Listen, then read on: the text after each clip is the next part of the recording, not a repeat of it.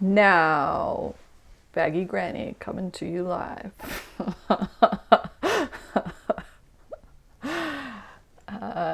So, we talked about just a general kind of way of looking at a horoscope, and it was an Aries horoscope. This is a specific Aries horoscope, the horoscope of Vladimir Nabokov, one of the century's most famous writers.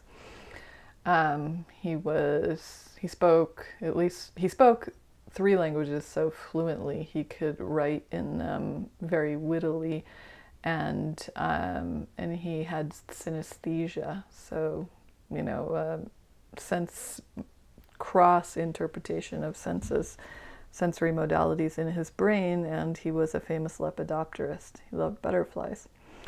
Um, so if we follow the same technique and go around this horoscope and look at each of Vladimir Nabokov's planets, we start again with the sun, and we notice that he was born just a little bit before sunrise. Sun's at 9 degrees 55 Ashvini. The ascendant is at 5:31 Ashvini. So he's born pre-dawn. It probably was dawn-ish outside when he was born. The light was available, even though the sun hadn't come over the horizon yet. So the sun is exalted in Aries, so that is a huge factor of strength. The sun is with its dispositor, that's another factor of strength. And the sun is influenced by all three benefics in the horoscope, a retrograde Venus, which makes that Venus stronger, Mercury, and an own sign Jupiter. So there are several benefics looking at this sun. And then we go to the moon. The moon is in the sign of an enemy, Saturn. It's aspected by Saturn, which isn't great, except that Saturn kind of plays a dual role here because Saturn is the dispositor of the moon, so it will have both a strengthening effect and a difficulty enhancing effect on the moon. The moon is waning. It's 4 signs away from the sun. It is waning, but it's still a pretty bright moon. It's probably, I would guess it's Shashti, but 6th or 7th Tithi, right around there. And it is aspected by no benefics. Mars, in its own sign, influenced by several benefics like the sun. Mercury, in the sign of an enemy, and Mercury is combust. It's 3 degrees away from the sun, which means that it has essentially vanished into the rays of sun. So when a planet is combust, its inner qualities tend to shine forth very strongly in the being, but its external manifestations either tend not to appear at all or to be very unstable when they do appear. That, of course, for a planet that is the enemy of the Lugna Lord and rules 2 Dustanas, that's not necessarily a bad thing. Jupiter is in its own sign. It's not aspected by anybody, but it is conjunct K2. So that is an affliction. Although it's also Jupiter. There are 2 forms of what are called Guru Chandali Yoga, Guru Dog Eater Yoga. One forms when Jupiter and Rahu is conjunct, and one forms when Jupiter and Ketu is conjunct.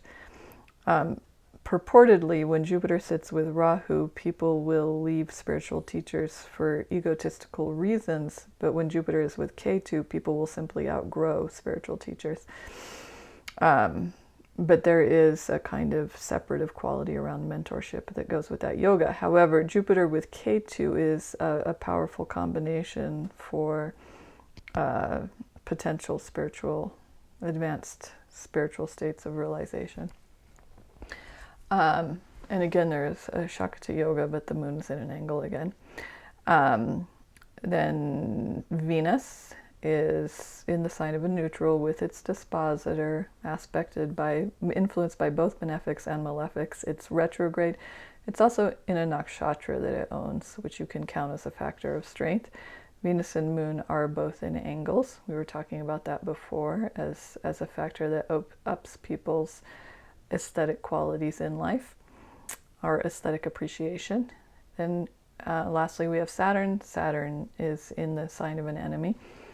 but aspected by its dispositor. And Saturn and Moon here form a Parivartana yoga, so they exchange into each other's signs, which, because they both rule positive houses, becomes a positive yoga, but one that has an oscillating quality to it, so that we would expect an oscillating quality between home and career for Mr. Novokov.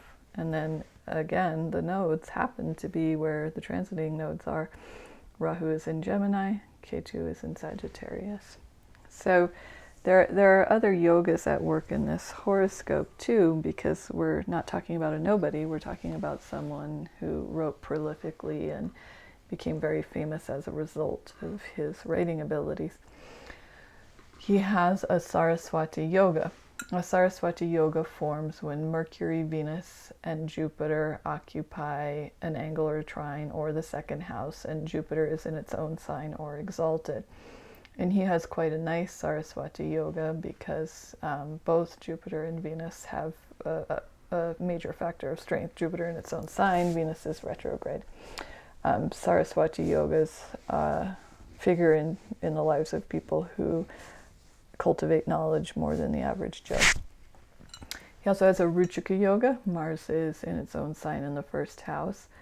And he has multiple other yogas. He has the Lord of the First and the Lord of the Fifth. He has a Buddha Ditya yoga, which is a yoga for high intelligence, which forms when Sun and Mercury conjoin and impacts a horoscope more if they rule or influence the first or fifth house, or the first lord, all of which is happening here. He has this Parivartana between the first lord and the 10th and 11th lord, between Saturn and Moon. He has a Hamsa yoga. Jupiter is in its own sign in a trine. He has the Lord of the First and the Second together. He has a yoga between Saturn and Mars, Lord of the First and 10th, Lord of the First and the 11th. He has Lord of the Second and the 5th together. That's another Dana yoga. So he has Lord of the First and the 7th together, another Raja yoga. So he has, and there are other yogas as well. He has a Pushkala yoga, which is a yoga for wealth. Moon's dispositor conjoins with the Lagnesha, while a benefic influences the ascendant. There are, when a horoscope must have multiple yogas to give an above average effect in life. Most of us are not above average. We may all be terminally unique, but most of us are not above average. Or not very much above average. But this is one of those horoscopes that has these kinds of astounding yogas with strong planets.